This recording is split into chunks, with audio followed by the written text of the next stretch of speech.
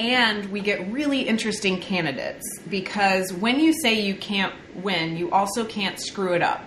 So you can try new things, you can be authentically yourself, you can just say what you think. And you're not getting pressure from your state party or from consultants or donors, because you don't have any of those, to say things in a very particular way. And so I think it's an interesting on-ramp too for people who want to help and kind of be superheroes for democracy or super volunteers for democracy.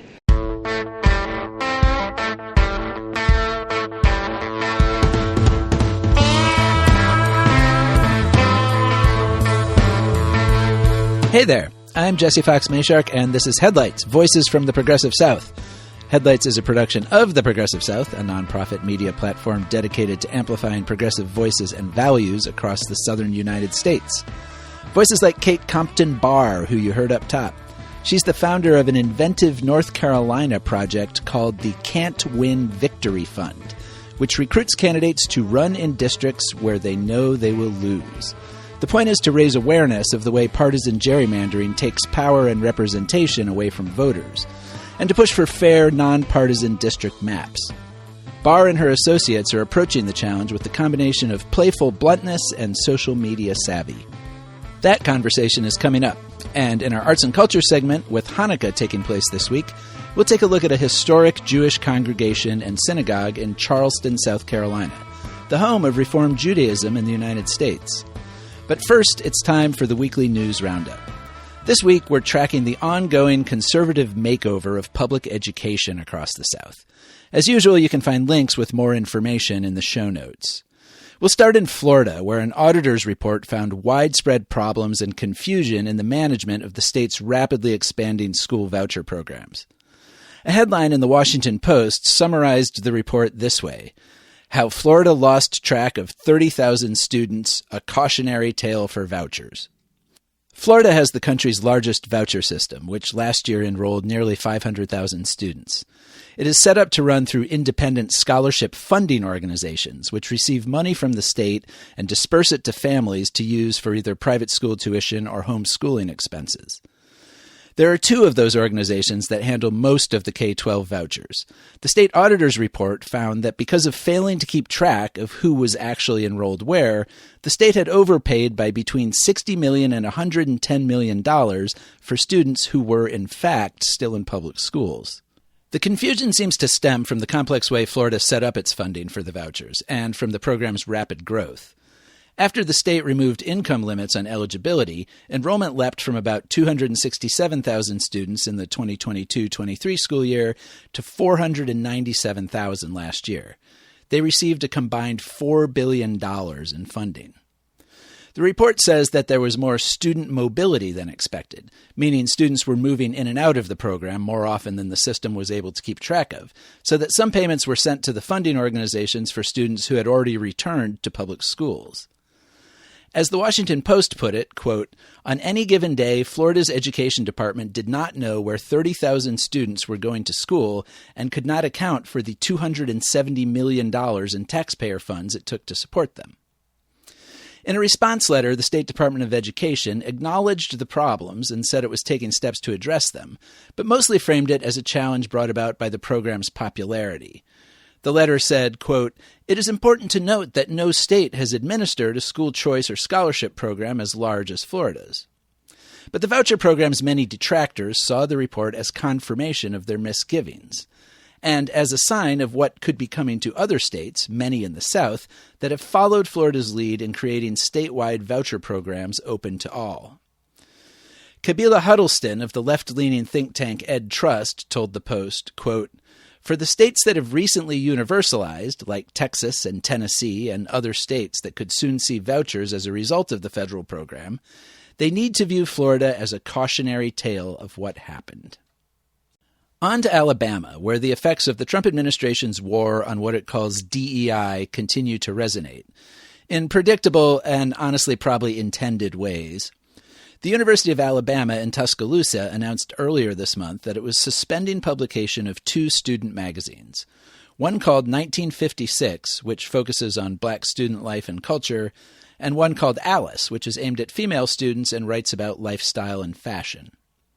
Administrators said that continuing to fund the student-run periodicals could run afoul of guidance issued by U.S. Attorney General Pam Bondi in response to executive orders issued by Trump and guidance from his Department of Education banning any and all efforts to promote diversity and inclusion in schools.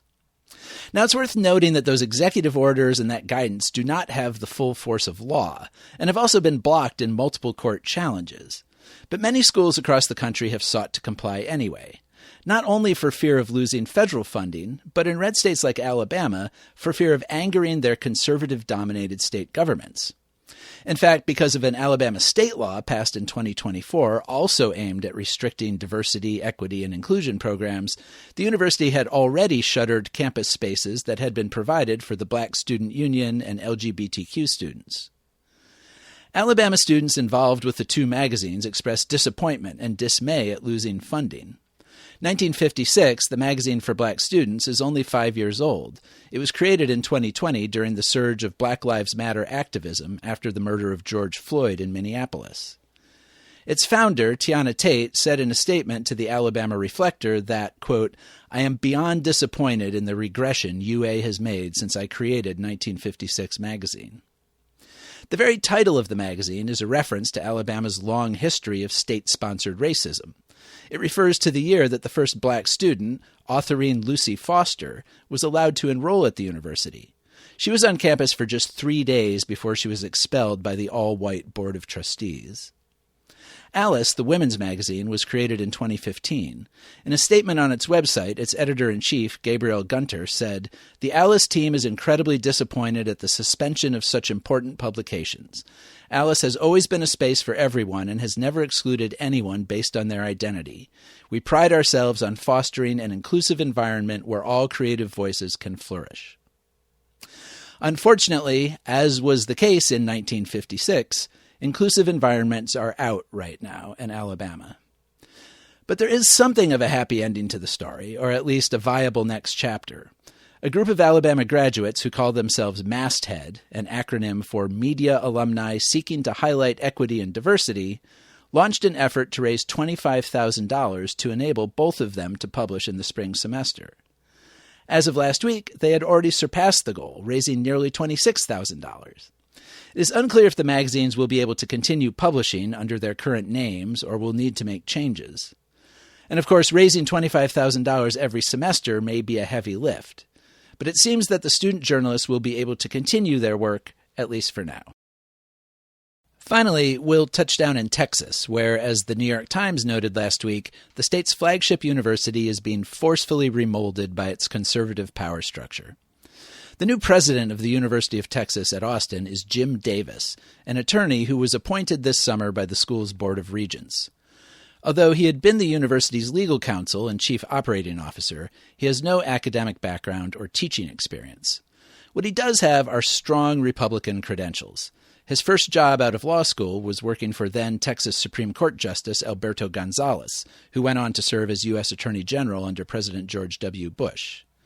Before coming to work at the university, Davis worked for 4 years as a deputy attorney general under controversial and very conservative Texas Attorney General Ken Paxton.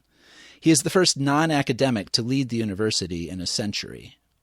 Davis is looking at combining or eliminating several liberal arts departments.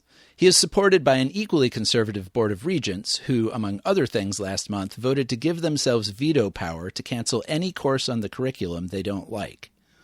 Like other states across the South, Texas has passed laws in recent years placing vague but menacing restrictions on discussions of race and gender and other topics regarded as divisive.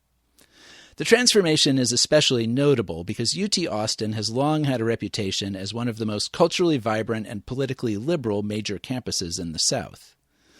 Some professors and students in Austin told the Times that there is now a chill on campus, with many unsure what they can talk about in classrooms without bringing down administrative wrath.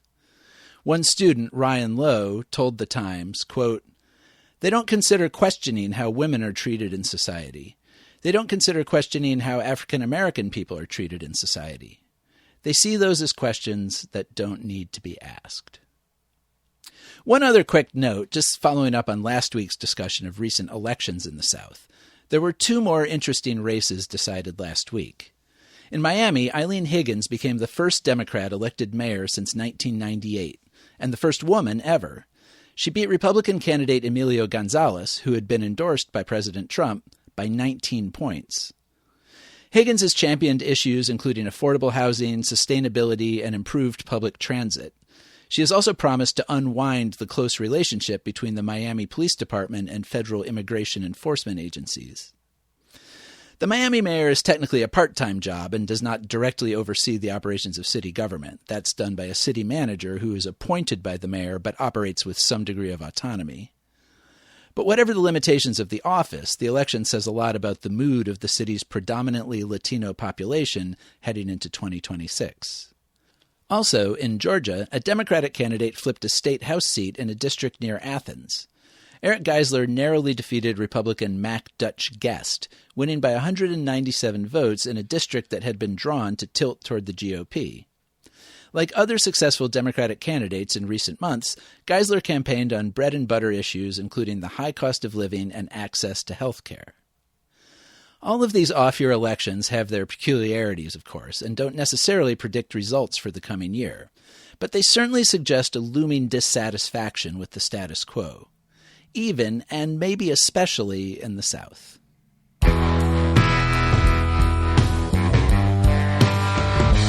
Okay, now we're to my interview with Kate Compton Barr.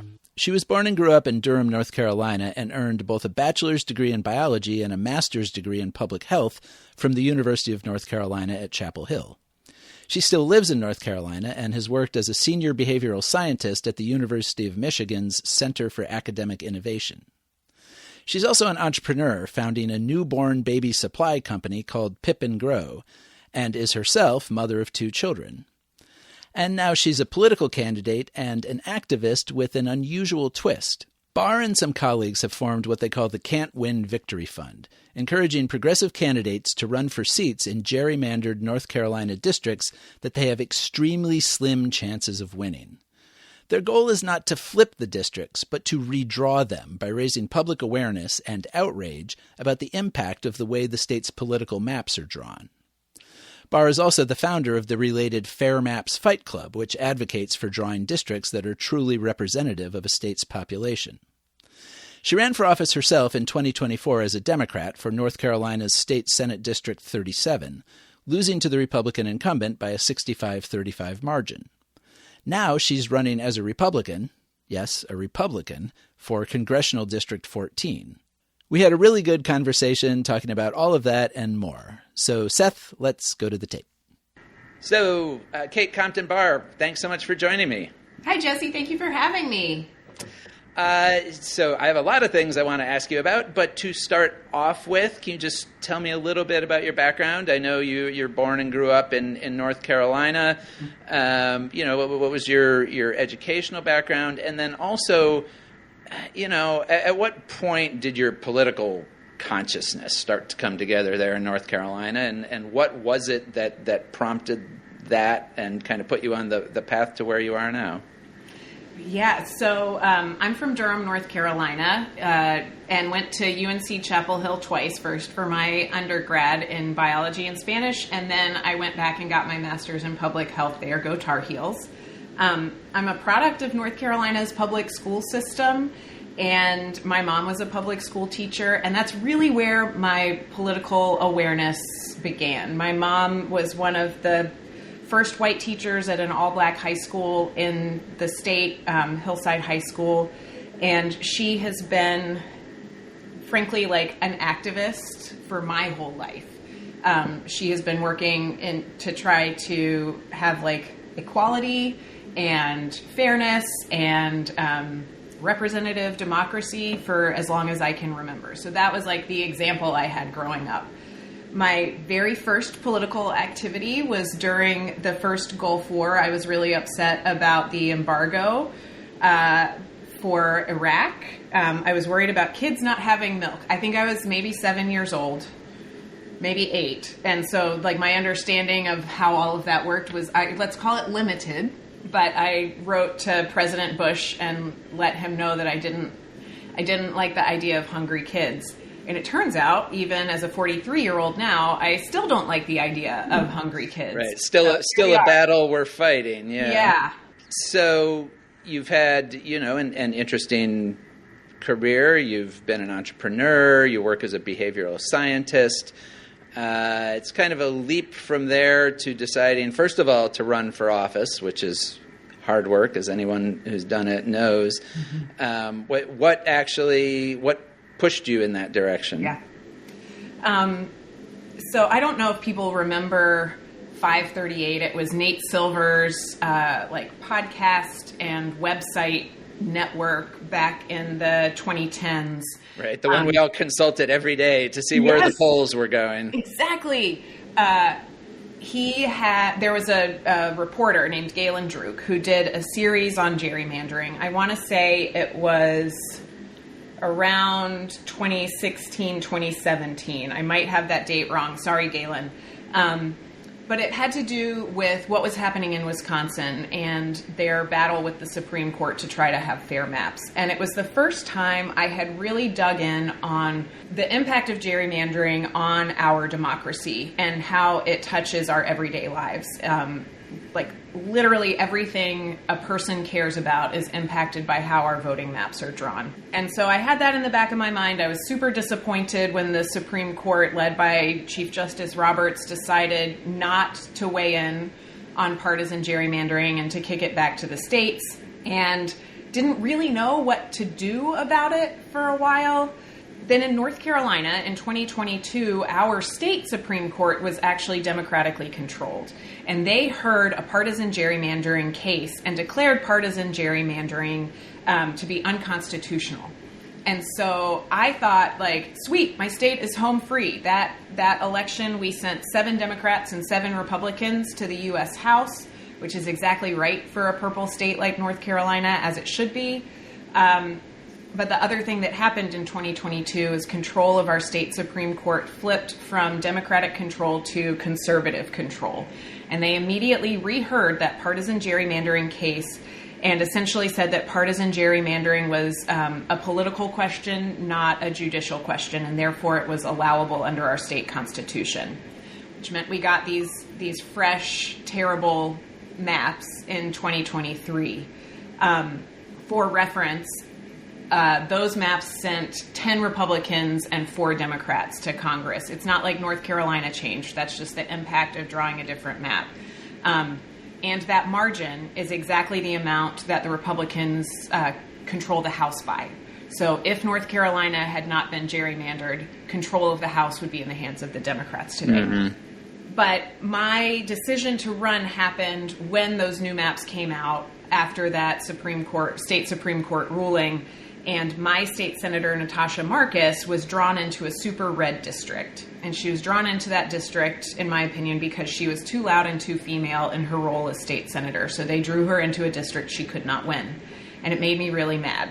And I happened to be standing in line for a glass of wine at a Christmas festival in town, which is a weak moment for anyone, I just want to say. And a friend jokingly asked me if I wanted to run in an unwinnable state Senate district. And I kind of couldn't let go of the idea.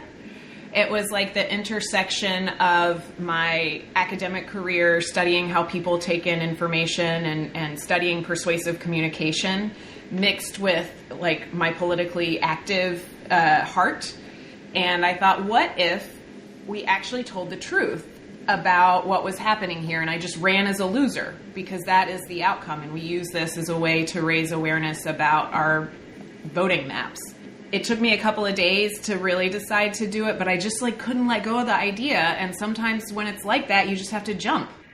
I feel like the way a lot of our districts are drawn now, it forces people in the minority, in the opposition party, it can force them into a position of a little bit of dishonesty, because when they come out to announce their campaign, reporters will ask them, well, you can't win, and they'll say, oh, well, I feel like this district is right, it's right there, it's right about to switch, and everybody kind of knows that's not going to happen. But so it was your thought to kind of short circuit that by just acknowledging up front what everybody could kind of plainly see, right? Yeah, It's really twofold. So first of all, if you live in a gerrymandered district, you know that the candidate from the other party isn't going to win because you live in that district. You live it every day. And so when somebody shows up and they're like, I am the candidate alone who can fix it, I am the sole person who can flip this district, that person just sounds like a jackass, honestly. Mm-hmm. And that's not the kind of relationship we're trying to build with voters. So there's that element to it where I think communicating to voters that we can run for office honestly is incredibly important right now.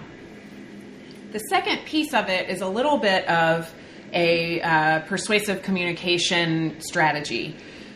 If you knock on someone's door or meet them at a farmer's market or in church or whatever, and you say, hi, I am Kate Barr. I'm your losing candidate for North Carolina Senate District 37. I can't win because our voting maps have been drawn to make sure that no Democrat can win here. If you think democracy should have competition, let me talk to you about State Supreme Court Justice Anita Earls.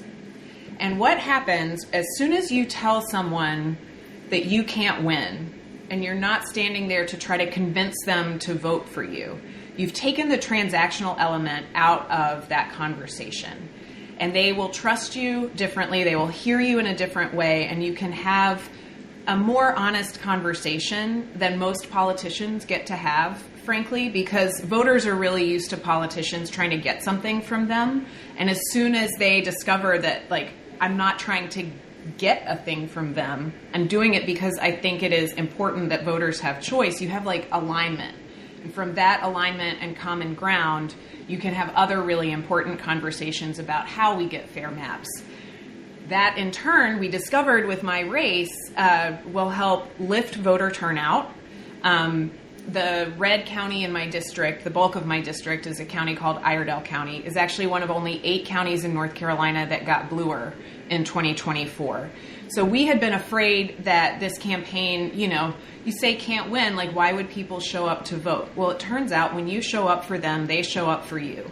And so we really saw that these types of campaigns are our way to reach folks who have been left behind. And that's really where Can't Win Victory Fund came from. I had planned to just go back to my day job as a behavioral scientist after my ass kicking. But when it worked, we were like, well, shoot, we need to do this everywhere. See if it keeps working. And so what does that look like? I mean, obviously we're gearing up for a big election year next year. And so are you seeing people come out wanting to run in some of the places that you want to put people on the ballot? Yeah, absolutely. This is a royal we. This was not me. I am a member of a team of 6, most of whom are volunteers or very close to it at this point. And the team has spent all day, most days, talking to folks who want to run for office in state legislative districts, either in North Carolina or, honestly, we've heard from folks in Ohio and Texas and Illinois, Oregon, South Carolina, Georgia, I'm trying to remember, Louisiana. There are a bunch of people who are attracted to running for office this way because they can run honestly. And we get really interesting candidates because when you say you can't win, you also can't screw it up. So you can try new things, you can be authentically yourself, you can just say what you think. And you're not getting pressure from your state party or from consultants or donors, because you don't have any of those, to say things in a very particular way. And so I think it's an interesting on-ramp, too, for people who want to help and kind of be superheroes for democracy or super volunteers for democracy. So we also had a TikTok video about candidate recruitment go viral, and ended up with several hundred folks raising their hands to run coming out of that. And we're still sorting through those folks and figuring out who lives where and who's registered how and what it takes for them to run for office. But I think we'll have a really strong showing in 26. And what are you looking to provide for those candidates? I mean, you are raising funds, trying to, but obviously I'm sure you can't just, underwrite hundreds of campaigns all over the place. So what are you how do you work with those candidates? What do you provide to them? Yeah, so what we want to do is make it as easy for them as possible. So we provide help with branding, websites. We do multiple trainings. Like we will have, hopefully in March, a candidate, we call them candidates because we like to be cute, candidate training where they can come and learn some of the pieces of running a can't win campaign that aren't really the same as running in a super competitive district. So our candidates need to be great at social media. They need to have websites that are clear and easy to understand. They need to know how to connect fair maps back to basically any issue a voter might be concerned about. And it needs to be a visually impactful campaign. So things like headshots and like I said, branding, but logos and yard signs and merch, all of that kind of stuff can come as a package from us. We have to be very careful because we're a 501c4 about compliance laws. So we are also going to start an independent expenditures pack in the new year, which is where a lot of that actual funding will come from. Because our C4 can't just give directly to the candidates. But right. What we're doing right now, the funding we're raising right now, is to recruit the candidates, support them through filing, and get this training going. And as you said, I mean, you are primarily focused in North Carolina, but you mentioned getting interest from other places, and that was one of the things I wanted to ask you about, because clearly it's an idea that can kind of work all over the country. And so how are you, for yourselves, trying to keep that, at a level that you can manage? Because obviously, like you say, you're a relatively small operation. Yeah, I mean, our reach is fully determined by our budget. I think that's like the reality for most organizations, no matter whether it's politically oriented or not. So right now, our budget lets us work in North Carolina, and we're looking for good partners in other states who can support candidates in those places. If we magically get funding that lets us work in other states, we absolutely will, because I do think this is an idea that translates to other people. And who knew that gerrymandering would be like the hot topic of 2025 and an interesting issue to be talking about, but here we are. Yeah, and I was going to ask you about that too, because you were already doing this, but then because of the Texas redistricting and everything that has come afterward, including yet another redistricting in North Carolina, where they're going to take away another one of those seats, right? Yeah. Now it really is top of mind. It's been headlines everywhere, and we have yet another pending Supreme Court case that could affect this maybe badly in the near future. So I guess, are you finding that because of all of that, people are like this, your message resonates more with people just because it's something that they are hearing kind of everywhere? I think so. I mean, I'm having to define gerrymandering less often than I did when I first started the campaign in 2023.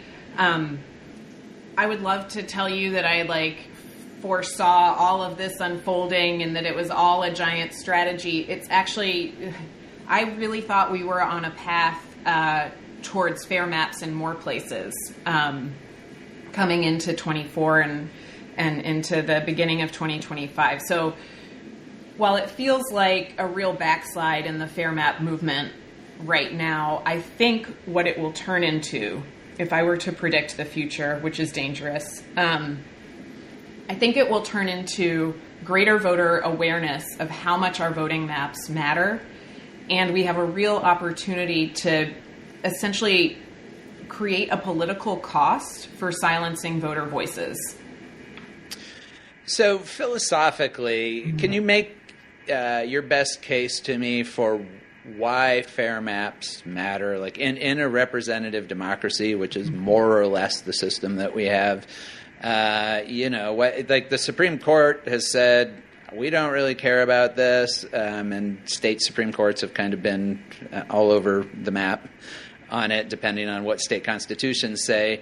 Why should we, as just residents, voters of the United States, why is this important to us? In a representative democracy, the goal is to elect leaders that then take their constituents' needs to either the U.S. House or to the state legislature and then advocate for those voters. So theoretically, the person that wins the election in my, let's call it state Senate district, should care about what her voters want, because we could fire her if she doesn't care about us, if she doesn't advocate for us, if she doesn't help make the changes that we say that we need to see. So really, voters are supposed to be in charge. What happens when the maps are drawn this way is that the politicians pick their voters instead of voters picking their politicians. And that means that the politicians don't care what their voters need. Politicians care what their map makers need and what their donors need. And that's kind of it. And so you lose that representative piece of democracy. Like, yes, technically we are all casting ballots, but we have also all been trained to vote based on R's and D's. And we see people just like behaving very consistently that way. And the map makers and the politicians in power take advantage of that, and they do it in both parties. We definitely exist in a system that is propping up, frankly, corrupt and complacent politicians on both sides of the aisle. And the people who have come to power that way aren't very interested in changing those rules. And so the longer they sit there and the more gerrymandering happens, the harder it becomes to kick them out and get our representative democracy. So what is the answer to this? I mean, it's not going to come, as we have seen from the U.S. Supreme Court, obviously, and maybe there would be answers at the congressional level, although those could also then be subject to Supreme Court challenge themselves. So how do we actually fix this at the state level? Yeah, so there are kind of two paths, and we're working on both. And by we, I mean me personally on one path, and then the Can't Win Victory Fund on another path. So Can't Win Victory Fund and our 501c3, the Fair Map Fight Club, are advocating for a flipped state Supreme Court in North Carolina. Our path to fair maps here runs through our state Supreme Court. We basically need to return to Democratic control. The earliest we can do that is 2028. Folks need to vote for Justice Anita Earls to be reelected in 2026, and then we need at least 2, but hopefully 3 Democratic justices to be elected in 2028. If we do that, then we get fair maps, because we have seen that a democratically controlled state Supreme Court will rule that our state constitution says partisan gerrymandering is unconstitutional. So that's like just North Carolina. However, we've seen that this is a problem nationwide, and every state has a slightly different path towards getting fair maps. The goal for all of them, to be clear, is to have an independent commission run by citizens. So think of it like jury duty for map making. And the fastest way to get that is through federal fair map legislation. We, of course, have the problem that the people in the U.S. House, about 83% of them, are sitting there because they are in a non-competitive district. And the way that I have at least chosen to work on that is to run in the Republican primary against my Republican congressman, because the general election is decided by the map makers. The primary election is where the real fight is. That's where representation is actually chosen. And I think that these leaders need to start being afraid of primary opponents who are going to hold their map-making behaviors against them. So we've got kind of 2 paths running. One's a little bit slower and state level, but also less likely to be challenged at the Supreme Court. The other is a little more, we'll call it innovative, for lack of a better word, where we are trying to make these politicians be just as afraid of a primary opponent from the other side as they are from a primary opponent to the extreme of their party. Yeah, and so to wrap up, I wanted to ask you about the race you are running now, that primary. I guess, first of all, what reaction have you gotten from Republicans? Because you did just run as a Democrat in 2024. Are people saying, well, you can't, like, you're not a Republican, you can't run in the Republican primary? What are you hearing from people about that? So far, the Republicans haven't said too much about it. They may be hoping that I just fade into the background and go away. If they hope that, then they have not looked very far into my work. I think they don't quite know what to do with me because I have followed all of the laws of our state about how to run as a Republican. I've been a Republican since May. I voted in this last election as a Republican. But it is true that I am a real-life rhino, which is Republican in name only. I'm not trying to pretend to suddenly have MAGA values. I'm still the same person I have always been. And we'll see what the voters make of that. The way that it works in North Carolina is that if you're registered to a party, like Democrat or Republican, you have to vote on that party's primary ballot. But if you're registered unaffiliated, you can choose which party's ballot you want to vote on. And about 38% of my district, the majority of the voters in my district, are registered unaffiliated. And so those are the folks I'm really talking to and hoping that they will pull a Republican ballot and choose to vote for me instead of the incumbent. It's certainly possible for Democrats to change their voter registration up until February 6th, I believe. They do it at the Board of Elections or on the DMV website. And that's great. But the real point here is that we need change in D.C., and I kind of don't care what letter I have to put next to my name to go make that happen.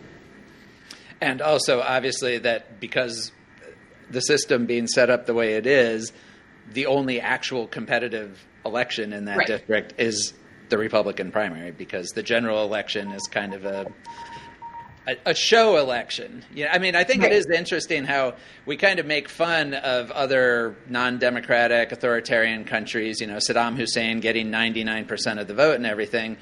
But in reality, a lot of our own general elections are not much right. We're not much better in a lot of ways in some of these districts. Yeah. And I think after Tuesday's election, the 2025 results, people were really hopeful that Democrats could get elected just as Democrats in some of these districts. And I really hope that that's true. It is my opinion, and I think, just being realistic, I don't really want to, put all my chips in the hope basket. So my preferred outcome is me versus the Democrat on the November ballot. That feels like the safest possible option for making the kinds of changes that we need to make. Right. All right. Well, if people want information, where should they go? They can find me at katebarrcanwin.com. And the Can't Win Victory Fund is can'twinvictoryfund.com. Also, same for all the social media places except for X because it's toxic.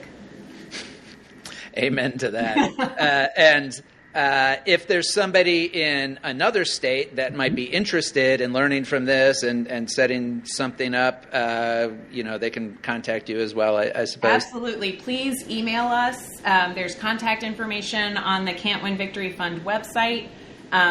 If you're interested in supporting a Republican and really burnishing your bipartisan bona fides, then please, we are welcoming campaign donations. This one is going to be an expensive race. All right. Well, Kate Barr, thanks so much for talking with me. Really, really appreciate it. And really innovative work going on there. Thanks, Jesse.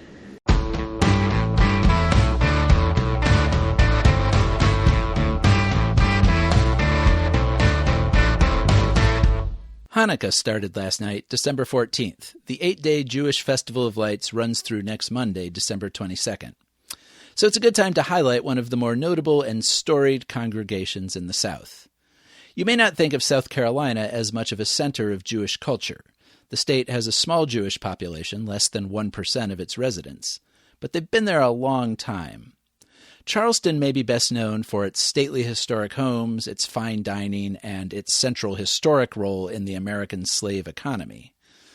But it's also home to Kahal Kadosh Beth Elohim, which occupies the second oldest synagogue building in the country and the oldest in continuous use.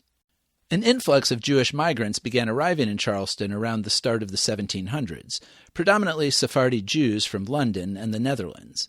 By 1749, the community had grown large enough to form a congregation.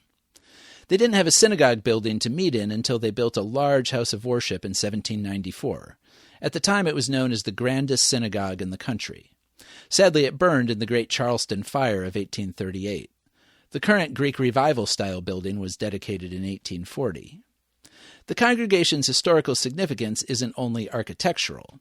It is the home of Reform Judaism in the United States. The Reform movement began in 1824, when 47 younger members of the synagogue petitioned for changes in rituals and prayers. They wanted to abridge some of the services and conduct prayers and sermons in English rather than Hebrew. They were rebuffed at first, but by the time the new synagogue opened in 1840, it did so with a new liberalized ritual. Although Reformism spread elsewhere in the U.S. primarily through the immigration of German Jews already committed to it, Beth Elohim retained its prominence in the movement. It was one of the founding synagogues of the Union of American Hebrew Congregations in 1873, which later evolved into the current Union for Reformed Judaism. The synagogue is open for public tours most days of the week. You can check its website, linked in our show notes, for more information.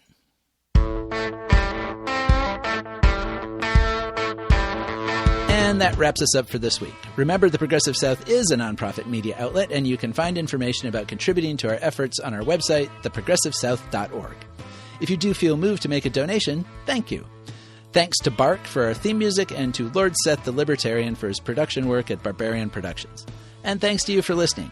Remember, you can call and say hey from wherever you are. Just leave us a message at 865-214-7764. That's 865-214-PROG. Tell us your first name, where you're calling from, and take up to a minute to let us know what's going on where you are. You can also write me at jmashark@theprogressivesouth.org.